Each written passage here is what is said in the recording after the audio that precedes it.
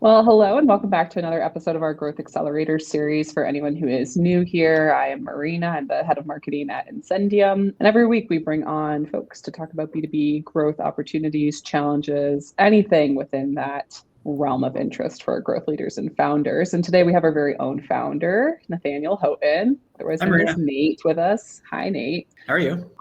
Well, still tired. Yeah, I'm still tired. But the great thing is that this is just a cozy, not fireside chat, but co-working space apartment side conversation about growth misconceptions. So the framework for this conversation, as you know, but for anyone who's tuning in or watching later, we, primarily you, but both of us are often on the receiving end of a few different objections from founders in particular, but growth leaders of all kinds, about reasons why they might not want to engage with certain marketing channels. Obviously, from our end, that conversation is usually happening within the realm of outbound of some form, but it can really apply to all sorts of growth channels. And one of the most common reasons we hear is that they don't have bandwidth. So I think that could probably mean a few different things, right? It can kind of mean like, I don't have time to add in another channel, to figure out the strategy, to work with a vendor. It probably can also just mean like personnel to oversee it, or maybe even like cost in some ways. But I guess as we kind of frame up our conversation, so why do you think that is such a common thing that comes up with founders? Yeah, and I was actually just thinking about this. We could frame this within the realm of marketing effort or spend. I actually think probably there's a version of this that applies pretty much anytime you're selling anything B2B. And actually maybe one of the biggest differences between B2B and B2C marketing, now that I think about it. And so what I would say is that anytime you're introducing something that's not the status quo, particularly if it's something that is an external iteration of something that could be done internally, much like our marketing services often are, there are contingencies on that thing. So almost by definition, if you want to do one thing, like you need some other things to also be true. I think we spend a lot of time productizing to kind of make that not the case. This is why almost any software talks about itself as like a complete solution or a platform. Yeah. Platform is the word that where it's like it's the only thing you need. But you do probably need someone to run it. You need like your website to reflect it. You might need to look at your marketing language before you do all this stuff. So I think that's true in B2B. To complete the thought though, I think that actually is a bit of a difference between like selling a Diet Pepsi versus, there's a price thing. But I think a lot of it is like I could just get a Diet Pepsi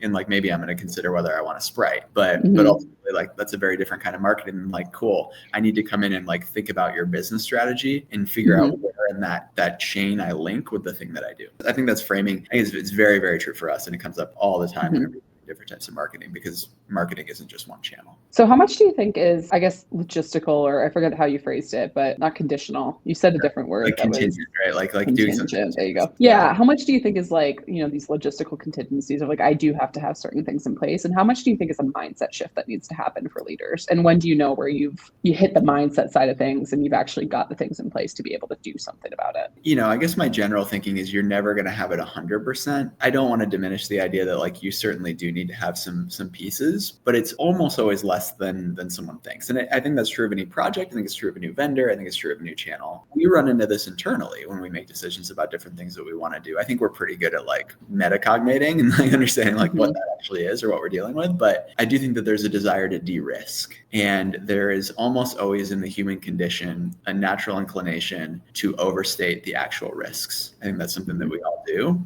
If that wasn't true, our ancestors would not have evolved and survived, and like our gene pool would have died out. So like we are here because we developed that gene at some point to be like, what could go wrong? And I think that founders often are people who are maybe a little lighter on that. I know I certainly am. I would think so. But I don't think it's actually good founders. I don't think it's a matter of being like lighter on that as much as it is accurately assessing what the downside risk is. And on dollar amount, or if you're a little more sophisticated, it's time. So if you're thinking about contingencies, right? If I want to sell you a marketing platform or a marketing solution of some sort that would require you to build a new website and hire 5 people, like that's going to increase your upfront that you need to get to before you know whether something works. And so I think we spend a lot of time in our world trying to figure out how to reduce that. Like how can we just build you some email accounts and send some emails? And like, how do we do that in a way that's pretty easy? But I do find that there are instances where people are often saying that they feel as if they need to get their messaging right. I think the other side of this coin is we are, for the purposes of this conversation, generally in an early stage. And in a lot of cases, there are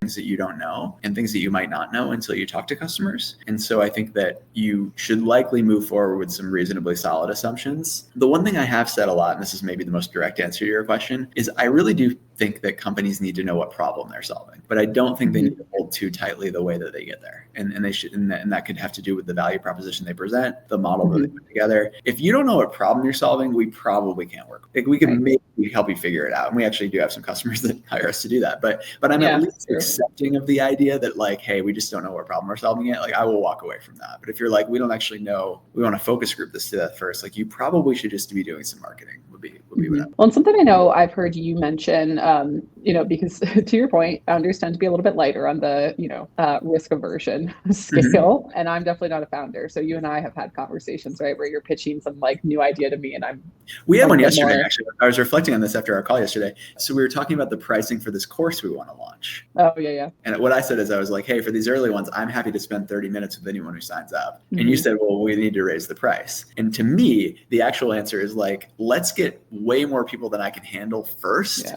And then we think about it. But like that's sort of that's a classic example where that kind of comes up, where I'm like, oh, hey, listen, Marina, we don't have that problem yet. Nobody signed up. Like if we get 10 people and all of a sudden I'm spending my whole day doing marketing advice, then maybe we need to add it on. So I think that's actually a really like clean example that I only thought of after our call, and I'm telling you now. But I think that's great. Yeah. Sort of a Slack message. I was bringing this up though, this concept, because something else that we've talked about, which kind of ties in, but is a little bit more direct, is like Incendium is a marketing agency, right? Or, however we want to define it, demand generation. We provide agency services. Yes. So that's what we do. However, we do actually work with vendors ourselves to do all sorts of marketing things that like we might not do. And when we have adopted some less traditional, higher cost solutions and stuff, I will often be the one who is kind of like, are you sure? What if this doesn't pay off?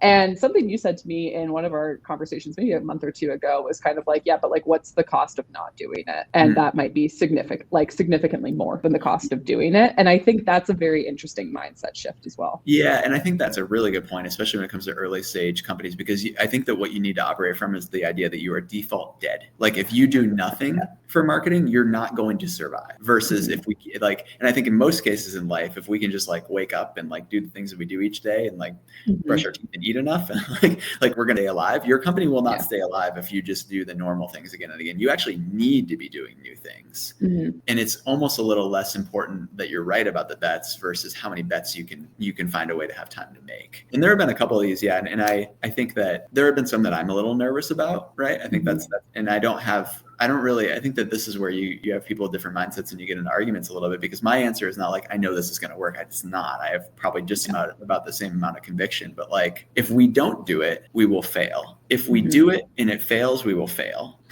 If we do it and it succeeds, we will succeed. Only one of those pathways gives us a chance to succeed. Once you start thinking about it, it's like, hey, we have a certain amount of time to get to this milestone, or else we're not going to make it. Like you kind of operate a little bit differently, which is good for you. I think there's like a survivalist element to it, which I think forces something in some interesting way. So what do you think companies should be looking for when they're trying to determine the right balance between like because almost every company is doing some form of marketing. Like show me a company that hasn't done anything. But when is it the right time to introduce other channels into the mix? Yeah, I think I put out this earlier this week as well. I think that like the first one is going to be, except for very rare exceptions, it's going to be some sort of referral or network or word of mouth marketing. I also think that for a lot of companies, including ours, that will always be your primary form. Now, if you want to be like a unicorn billion-dollar tech startup, you actually do need to get to a point where that's not your primary form eventually. But for the most part, any sort of B2B company, like that's going to be where you get most of your leads. It's where we get most of our leads in some version or another.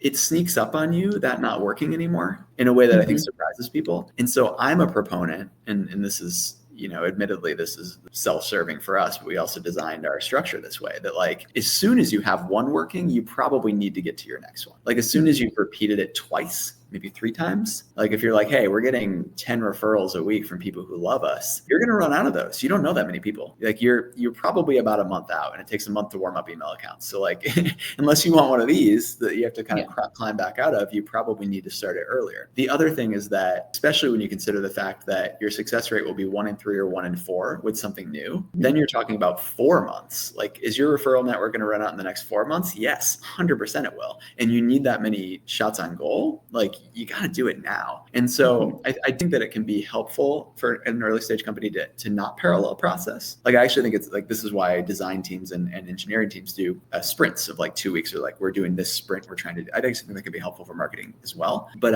and so a long way of saying that, I don't think you should like light up 10 channels at once for the most part. But eventually you get enough sophistication and you hire someone like Marina, and Marina can do that. But like ultimately, like in an early stage, you probably really want to focus it, which means that, you can count on your referrals coming in for a while. But while that's happening, to keep your lights on, you do need to be doing a bunch of new stuff already right away, and expect most of them to not work. Most of ours haven't worked, but I think we find try 5 got a paid channel to work. Yeah, true. And that's great. And actually, I'm pretty happy with that. Like, I think we kind of over the course of 5 or 6 years built up our outbound part, and that got to a good place. And then we spent about another year building out our thought leadership part, maybe 9 months. And then we spent another like 3 to 4 months building out the paid. And so it does accelerate. You kind of get some of that where it works, but also like you kind of need to be doing it really quickly, because especially that flywheel at first is going to take a while to get going.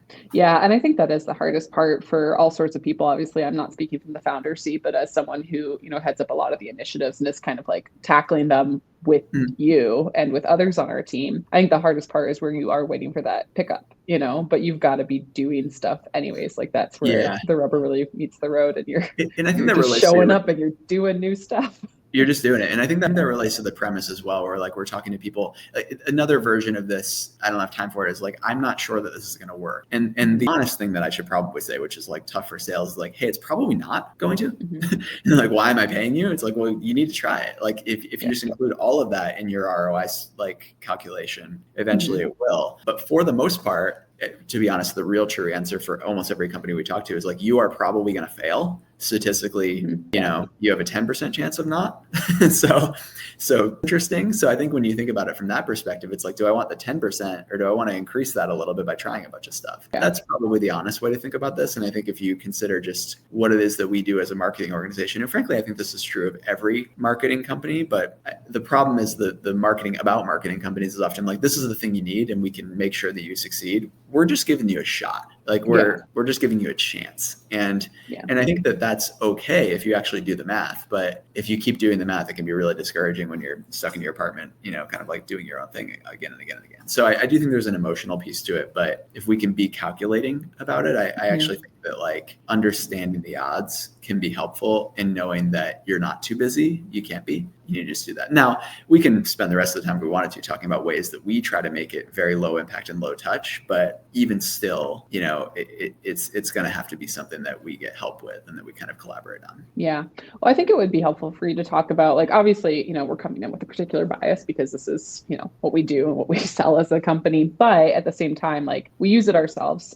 We've worked with a lot of companies. And I do think there's something to be said about like laying the right foundation for your other marketing efforts, for your growth in ways that are as little time sink as possible. So I think it'd be good for you to maybe talk through, not just our solution, but in general, like how do you evaluate and kind of which one is going to give you maybe best bang for your buck is the wrong metric if like, the bang is ROI, like ROI or something. But well, I think it can be. I think what I've observed about ROI calculations is that for the most part, people assume it to be 0 until you get to a meeting, and then they start their ROI calculations, which is very interesting to me.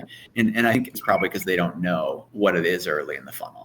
But I do have people tell me all the time, we convert X% of our meetings. So how many meetings can you get me? There's just so much that has to happen up to that point. But the good news is that if you, let's just say for the sake of the argument, that you're a relatively well-structured enterprise software company, and whenever you make a sale, to make the math easy, you get $10,000.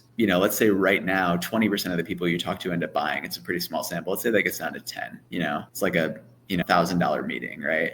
If you kind of back into that, like if you wanted to do an email campaign that was going to get you 100 people who could take a meeting and 1% of them do, you can pay $1,000 for that campaign. So all of a sudden, like the math starts to work a little bit when you think about what it is. Another way of putting that is that one thing we've observed in using our own systems is they're not as effective for us because we don't have anyone to follow up and do calling. That's something eventually you're going to want to layer in. And that's why salespeople exist and why you have sales teams and SDRs. And I think that I'm in the camp of like, that's not going to be replaced entirely by AI. That's what I think. And there's a lot of debate in the space right now. But I think generally that people agree with me there. And this is one of the reasons. We don't have that person. So we're producing a few hundred warm leads, MQLs, whatever you want to call them, from our sonar system. I'm not optimized on that, but all I need to do is really make one of those 500 people become a customer at some point in the next 6 months. And for the cost, we're great.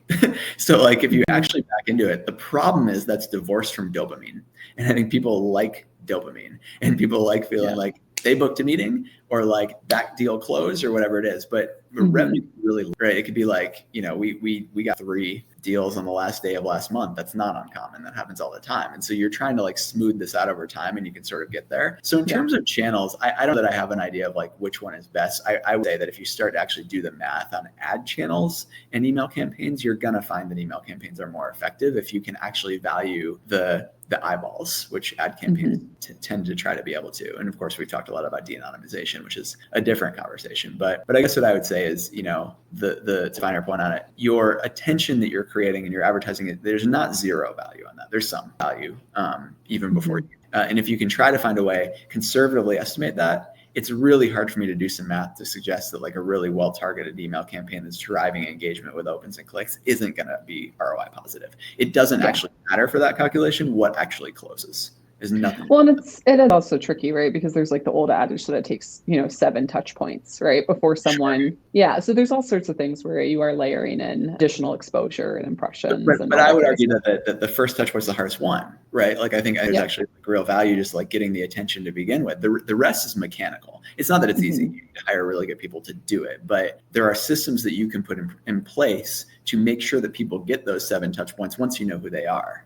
The alchemy is finding, right? Like people to actually get them into that pool, I think is highly valuable. And call it $10. I don't know, just like do your calculation that way. It might just be that, but if I can get you 500 of them in a month, now we're talking a little bit. So I think it'd be valuable for you to talk about, I guess using Incendium as a little bit of our own case study with how our own marketing has evolved over the past year. Because you already mentioned it, right? Like outbound is our bread and butter. And so of course we've been doing it for ourselves for a while, but then layering in thought leadership and layering in paid channels. And like, you and I think both raise our hands and say, no, we haven't always had bandwidth to do this, at least not where people are jumping up and down, begging for like more work on the team. But that being said, we're now in a position in November of 2024, where in January, like the amount of deals in our pipeline is finally starting to like pay off for all this work we did along the way.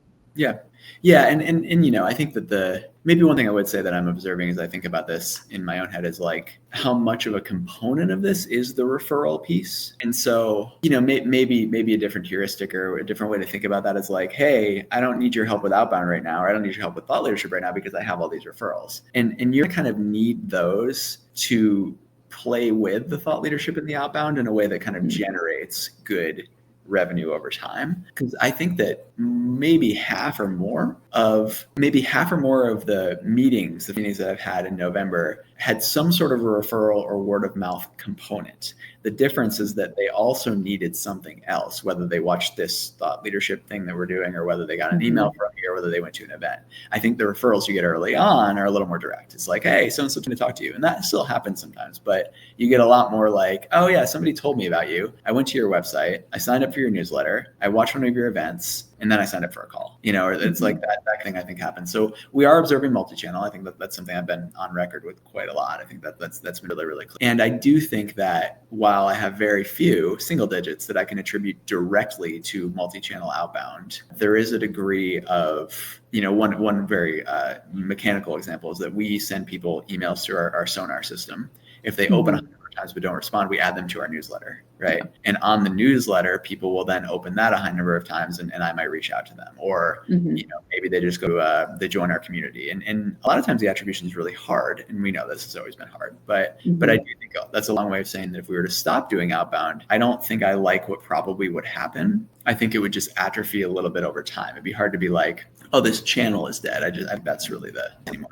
So as it relates to this conversation, like having time to do it, it certainly doesn't feel like we have time to be doing outbound. It's like, it doesn't work at all, but it's clearly a part of the mix. Yeah. Much like running a good community that people don't pay for is clearly part of the mix. And I think we need to do that calculation in a smart way of how much time and energy and money that's all taking. Now, let's say a founder or another growth leader has, kind of shifted their mindset. They're on board with this idea, right? That like there's a cost to not doing. But you need to be planning. You need to be somehow, by the way, some of our customers have. Yeah, for sure. Yeah. So let's say they make that mindset shift, right? How? Because I know that you are particularly passionate also about just like leadership and team coaching and like all that kind of stuff. How have you, I guess, at Incendium helped the team work through different periods where people feel stretched thin and like getting your team on board with things where it doesn't feel like we have bandwidth? You have to catch people in the moment. Like I think it needs to be like how you're feeling exactly right now. Like make a mental map and memory of that. Understand what it is, and like step outside yourself a little bit. It's kind of Zen in some ways. I mean, like Buddhism is like, they say life is suffering, which is like kind of terrible. And then you think about it and you're like, oh, it actually makes me feel a lot better. It's like, that doesn't always feel like it's the case. So I do try to, on both ends, I do try to catch people and be like, hey, think about how you feel right now and why that is. And just remember that it's not going to be like that forever. Or think about how you feel right now and why you feel great. And like, remember that and understand that like inevitably things are going to cycle through. We do have a tendency to fixate. I think we do have a tendency to feel like how we feel in the moment is how we're always going to feel, and how things are going in the moment is how things are always going to be. And then an hour and a half later, something happens and somebody closes, and like all of a sudden the future brighter. Nothing is materially changed. I thought I was going to close that deal anyway. It did close, and now all those like 50-50 deals, like those are all coming in. Whereas before it's like they're going to happen. And I do think that there's trying to transfer that to other people on the team is really important. You can't do it in a way that is prescriptive or dogmatic. Like people have to come to it on their own, but if you model it, it helps. Like if you're, and that doesn't mean you have to be in a good mood all the time, but like if you're just tough and you show up and like, you're still responding to your emails super early and like you're doing the work, then I think people do notice that.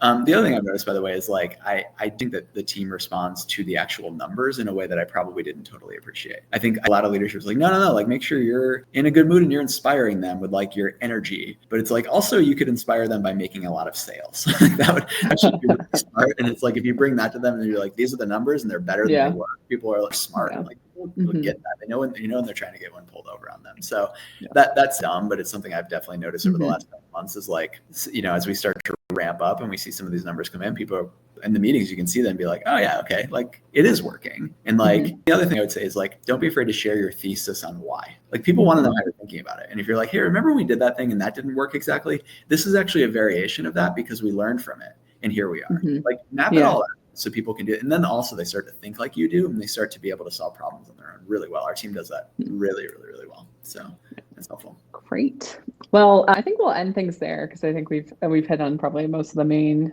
things that you and I think about and would recommend to I do have one final note on contribution here. I hosted an event on Tuesday for founders. One founder did not come to the event. He couldn't make it. I sent a LinkedIn connection request to follow up saying, sorry, we missed you. I'd love to connect. I knew that 2 months ago, I had been talking to one of his salespeople about using Sonar. That salesperson just pinged me today. So it's like, what's the attribution on that? Is the event? Is it the cold outreach? Is it the referral that came eventually? I don't know. But like that is indicative of how all of these deals happen. And we'll talk next week. Like, I think that's kind of where that's a perfect encapsulation of, I think, like why you just kind of need to be doing all these things sooner than you think. Because without any one of those components, it's like Jenga, like the whole deal would fall apart. Oh, great. All right. Well, thanks, Nate. Thanks for coming on. We will be back, I think, once a month with a couple other objections in our common objections series within the broader Growth Accelerator series.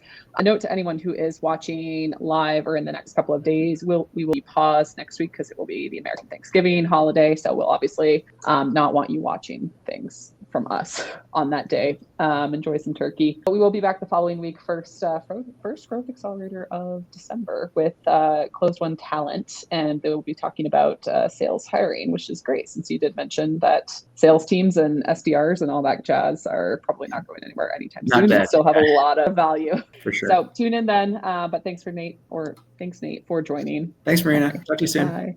Bye.